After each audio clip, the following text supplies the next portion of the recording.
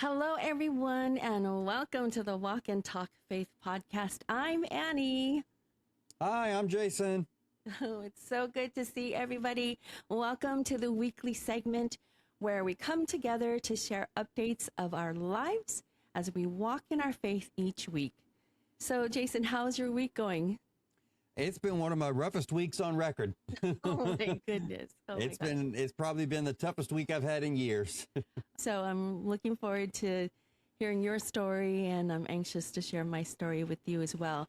But before we get into that, I wanted to share the verse that God put on our hearts, which is Philippians chapter 4, verse 13. And it reads, I can do all things through Christ who strengthens me. And this is the NKJV, or the New King James Version. So I think between the two of us, we both faced some challenges this week worthy of sharing. So wouldn't you agree, Jason?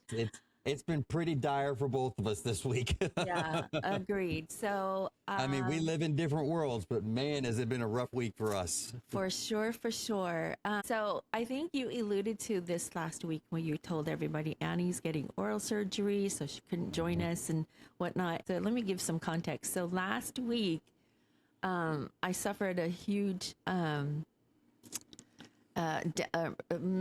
dental emergency. So I left work early on Tuesday, which is not something I like to do in the middle of work. If you know anything about insurances, oh my gosh, what a nightmare. What a freaking nightmare.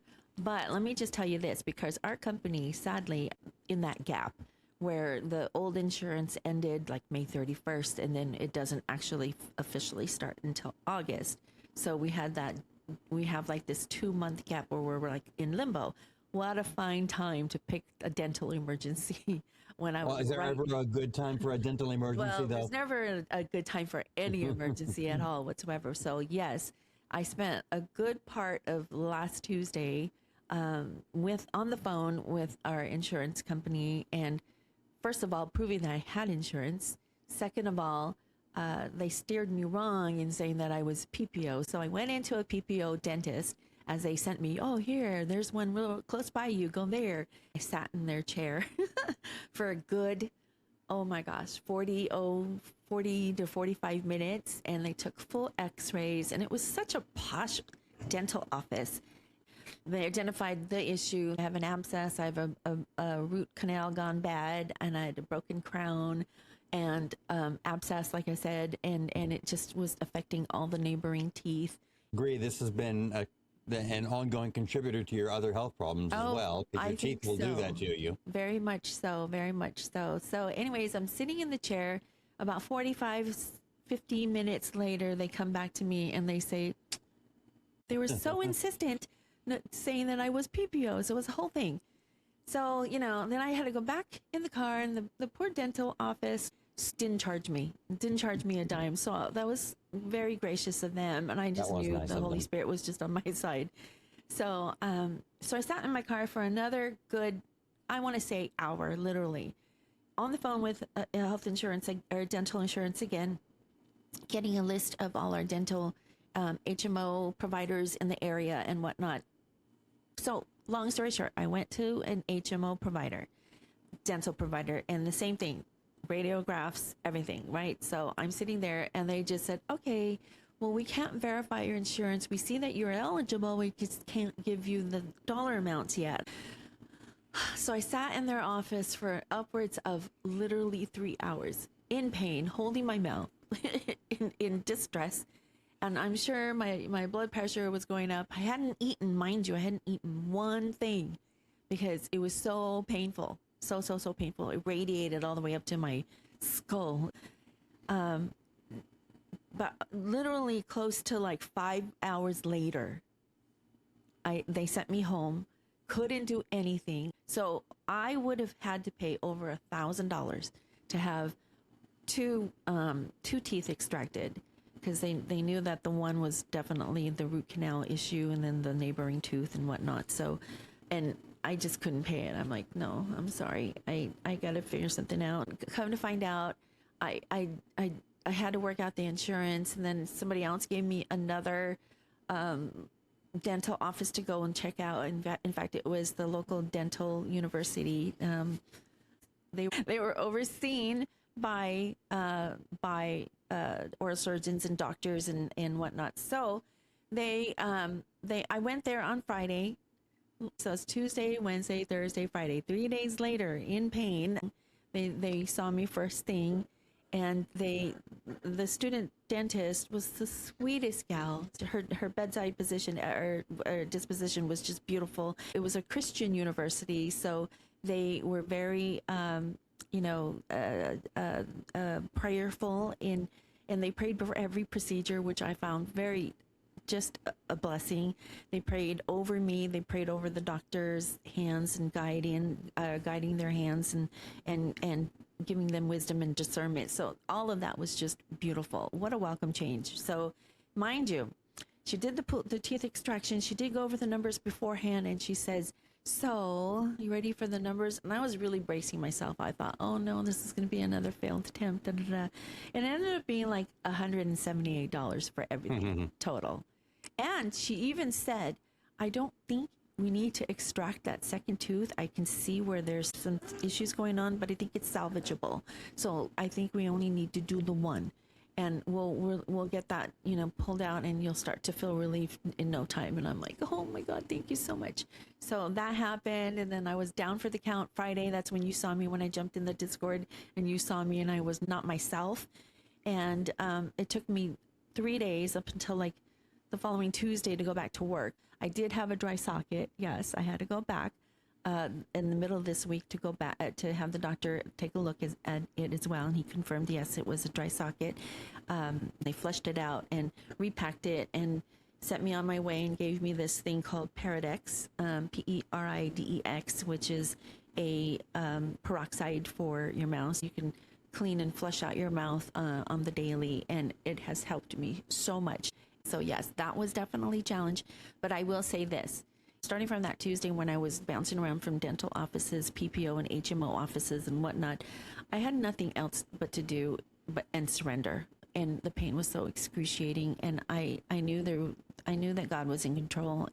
Sad about it. I wasn't mad about it. None of that. I just had to believe and trust that God was going to carry me through. And he definitely did. So that was my verse for this week. I can feel you so strongly on all that dental work, because it was just a couple of years ago that I had all of my teeth taken out in one day. That was a long recovery. And then late last year, I had to have a graft done from the roof of my mouth to my lower jaw. Yikes. And that graft took a long time to heal. That was absolute misery. Nobody wants to deal with dental work. Oral surgery just stinks. Yeah, it does. I mean, I'm glad I'm done with it for now, because it was several months, especially after I got that graft done, to get that recovered. Right. But hey, look at this. Look at you got a nice set of beautiful chops there. I got beautiful dentures. My challenge this week that really, really made me think of Philippians has been everybody knows who watches our podcast that I've been working from this desk for years. I have this company that I'm very loyal to that has taken very good care of me for several years. I travel all over the country and do all this very demanding work for them. As of 36 hours ago, I don't work for them anymore. I was let go with no notice. I've been gracelessly ushered to the curb. So I am on the job market. Now, there's a lot worse things that could happen. I've got my health. Right. I'm old enough to keep some perspective on it. Right. And it's terrifying because I got bills to make in just a couple of weeks, and the company, unfortunately, my contract didn't have any kind of severance package. Wow. So I am literally out in the cold right now, and I hit the job market running. I mean, I've put a lot of work into updating my resume, getting a new cover letter written, making sure my references are current, all that kind of stuff. And I have been firing out that resume to a lot of people for what I do. But this is terrifying. Yeah. I mean, this is a real challenge, and I am very scared because I obviously have some savings. I obviously have some investments I can cash out if it comes to it. I obviously have resources. I was self-employed for the better part of 20 years. I don't need an employer. I made a good living for a long time doing it my way out there on the street. And I know I can do it. But I've enjoyed the stability and comfort of just having a job in the last few years. Right. And so that's what I'm looking for. I don't want to have to go back out there and beat feet on the freelance market again, because I've gotten too old for that. Right. So it's going to be a rough ride. I know it is. Looking for a job is hard. Looking for a job is a full-time job. Yeah. And you know, the listings are impossible to read. Who are these HR people who write these listings? I know. Do they think anybody cares about this long, flowery language and description of your company and what you do? And, you know, just tell me about the job. I'm scrolling and scrolling and scrolling through these job descriptions, trying to find out what the actual job is so I can decide if it's something I'm qualified for to apply for. You know, they're very frustrating. Although I have found that copying and pasting them into a large language model will get the large language model to summarize it and tell me what the job position is. Nah. And if that LLM has my resume, it'll tell me if I'm qualified for it. Although I make the decision on that. Right, right. As you were talking, the Holy Spirit was giving me a word, and I think I need to share it. And I think it also needs to be something towards me as well, is humility. We could be good at what we think we're good at. We may be good at what we know and what we can do, and you know, we may be the best at what we do. I think that God is just teaching you and I separately. And humility are very close to each other. And yeah, it has been humbling, because I've been a big shot for a long time, and now I'm a zero. And we'll see how long that lasts. I think he's telling us to put our trust and our belief in him. Yes, we can do all things through Christ who strengthens us. Without him, we can't do anything. We can't do anything on our own. Correct. Right? We are, exposure is not a bad thing. Oh my gosh, I had a devotional not too long ago. Exposure, oh gosh, exposure is not the end of who you are. It's the beginning of, it's a transition to a new beginning. So you have to be exposed. When a tree gets pruned, right, it gets all its leaves cut off pretty much to bear nothing.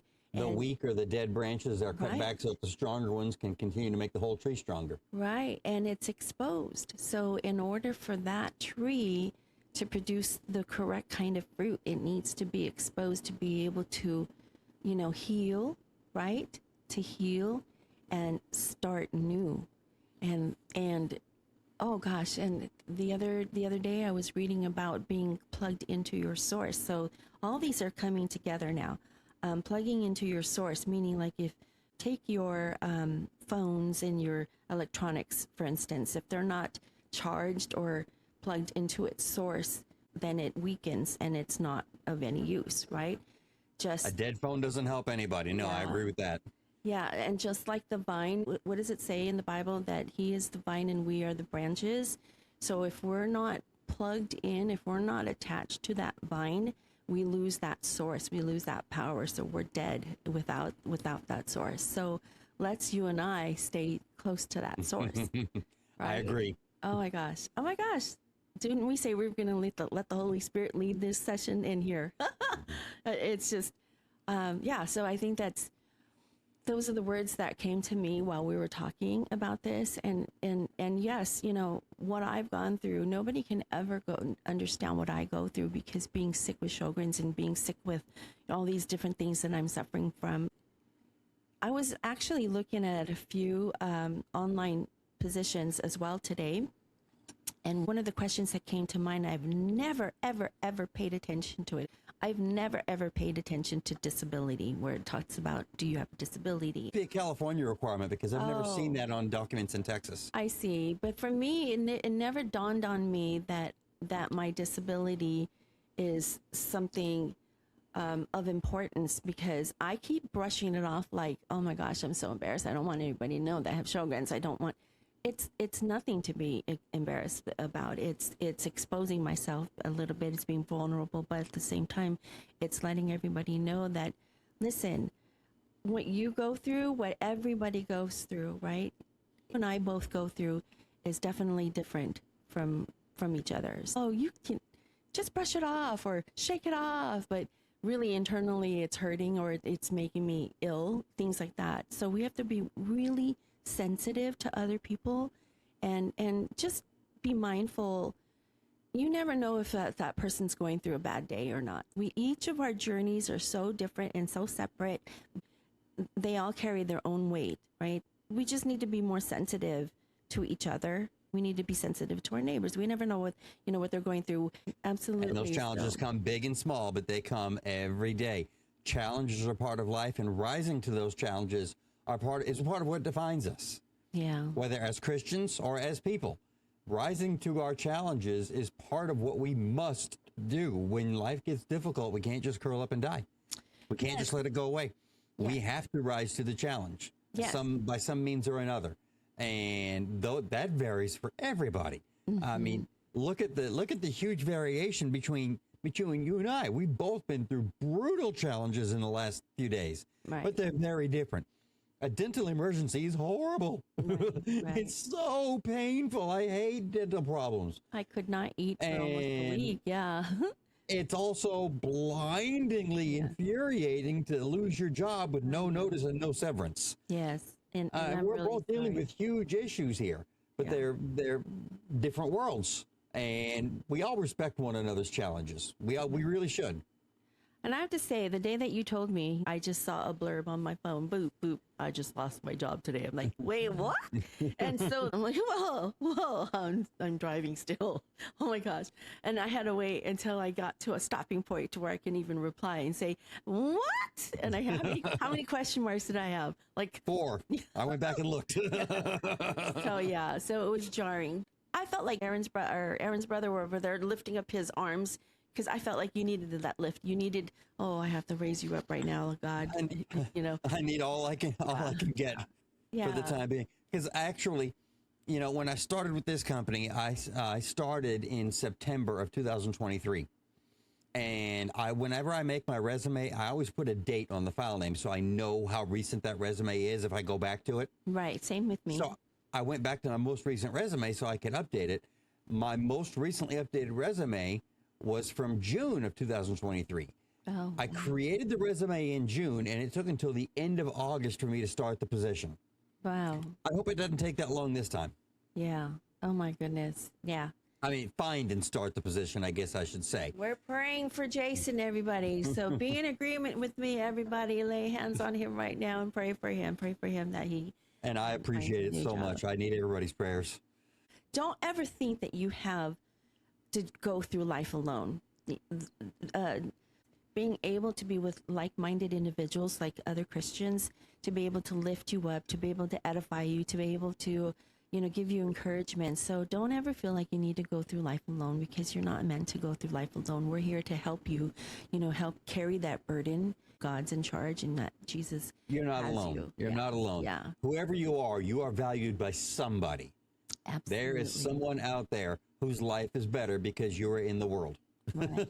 Absolutely. And so whatever challenges you are facing, don't ever be afraid to face those. Yeah. There's going to be someone to support you. You're not alone facing them. And I'm so grateful that I have a wonderful daughter, that I have dear friends like Annie, that I have good kids who live in the house and are supporting me and doing whatever they can to help out around here. So, no, I'm not doing this alone. It's scary, but I'm not alone in it. Right. We're going to get through it. You are. You're strong. You're going to do it. And trust in God. I trust in God. All right, everybody. We hope you enjoyed this segment. We want to remind you, don't forget to like and subscribe to our podcast, and don't forget to hit that notification bell down below so that anytime we upload a new video, you'll be notified. We also want to tell you that we have devotionals. If you haven't seen them yet, you can click on the playlist and check out some of our devotionals. And these are the devotionals that we record weekly, and we hope you find them helpful in your daily journey. And finally, and not least, we would love to hear from each of you.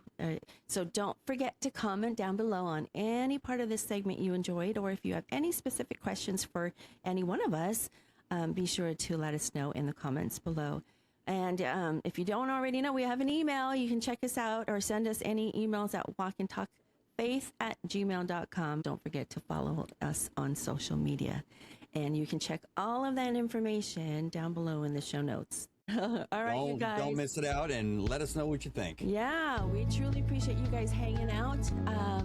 Join us again next time, you guys. And don't forget, God is on the air, and So are we. Bye.